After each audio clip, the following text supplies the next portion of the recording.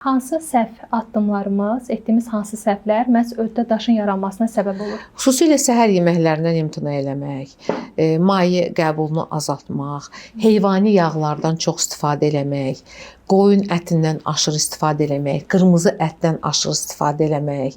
Bax, bunlar hamısı bizim öddə daşın yaranmasına səbəb olur. Çünki xolesterin ən çox heyvani yağlarda olur. Bir də aşırı karbohidrat qəbulu, şəkər qəbulu.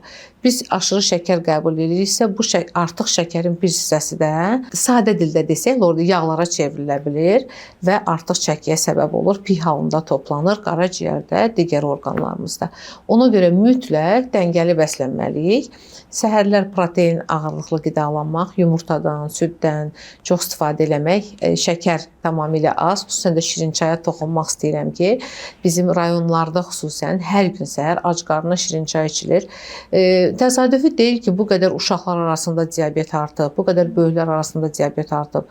Vallahi bayaq biz sizlə reklam arasında danışırdıq ki, mən Hüseyn Cavid prospektinə yaxın oluram. Bir Hüseyn Cavid prospektində onlarla şirniyyat istehsal eləyən, belə deyək də, satan mağazalar var. Və bunların hamısı da alınır.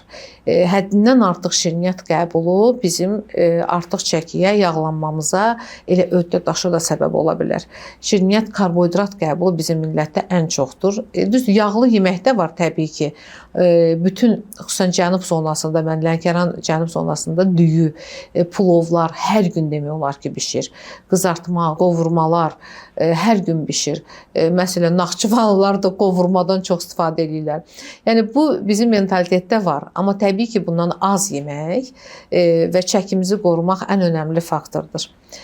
Amma çox təəssüflər olsun ki, bizim yemək mədəniyyətimiz həddindən artıq günahlıdır, həddindən artıq qüsurludur. Millət olaraq dəyişməliyik. Mən hər zaman bir söz deyirəm ki, genetik xəstəliyi mən qəbul etmirəm. Məsələn, şəkərli diabet xəstəsi olan ananın qızı da deyir ki, mən də şəkərli diabet olacağam. Doktor, mənim anamda da onsuz da var. Deyirsən ki, artıq çəkiniz var, gizli şəkəriniz var qabağınızda. Doktor, onsuz da bizdə genetik var. O zaman deyirəm ki, vallah, sən uşaq vaxtı olanda səni götürüb bir, nə bilim, fransızın ailəsinə versəydi, bir alman ailəsinə versəydi, mən burada fransız-alman ailəsi üstündür demirəm. Yəni, təbii ki, bizim dəyərlərimiz, milli dəyərlərimiz bütün dünyada ən üstündür bizim üçün. Sadəcə yemək, qidalanma mədəniyyətimizi deyirəm. Onlar şəkər olmayacaqlar. Çünki bu uşaqlar anadan olandan, ana necə yeyirsə, uşağı da elə qidalandırır.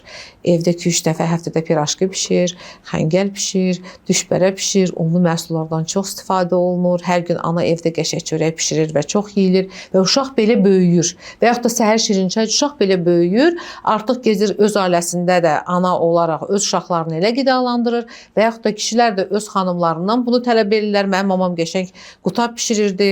Yəni biz belə görmüşük və beləliklə bu adət-ənənələr gedir. Bu da genetika deyirik biz buna. Əslində bu zənciri qırmaq olar. Hər kəs öz ailəsindən, öz stolundan, öz mətbəxindən başlayaraq bu zənciri qıra bilər. Yəni doğrudan da az qidalanmaq sağlamlıqdır deyə bilərik.